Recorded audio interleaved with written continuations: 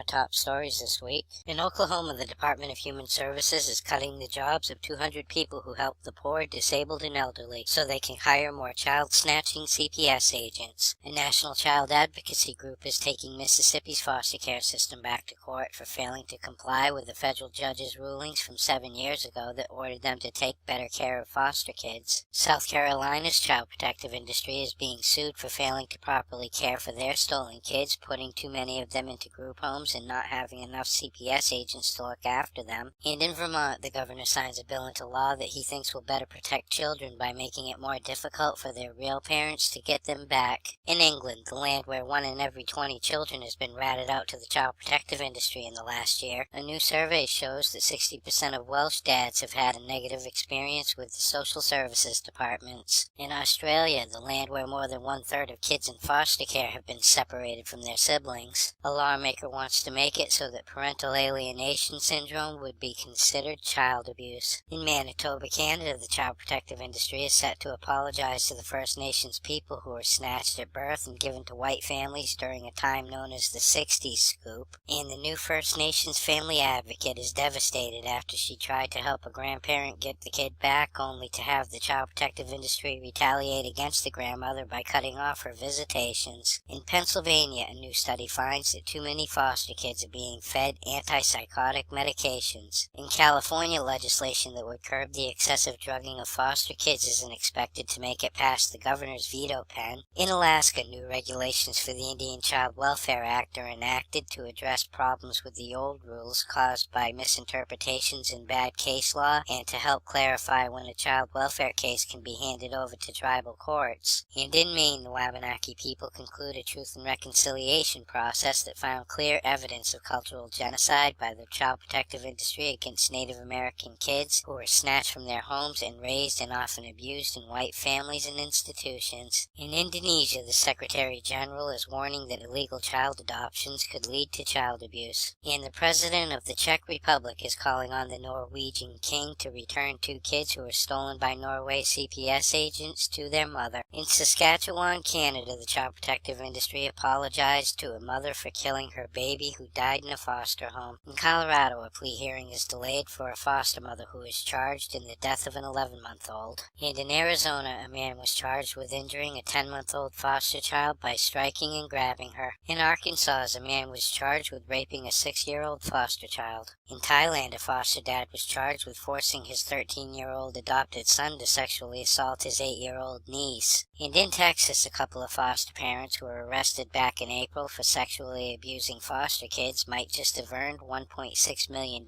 from the state over 14 years of taking in foster kids. In Florida, 2 parents were arrested and their kids were snatched because they were stuck in traffic while their 11-year-old boy beat them home and played basketball alone for 90 minutes in his own yard. Another Florida mother was thrown in jail for fleeing from the child protective industry. And finally, tonight in Pennsylvania, a 15-year-old boy is in trouble after he threatened to kill a social worker with a glass shard. For these stories and all the latest dirt on the child protective industry, visit www.legallykidnapped.com. And until next week, this is Baby LK, over and out.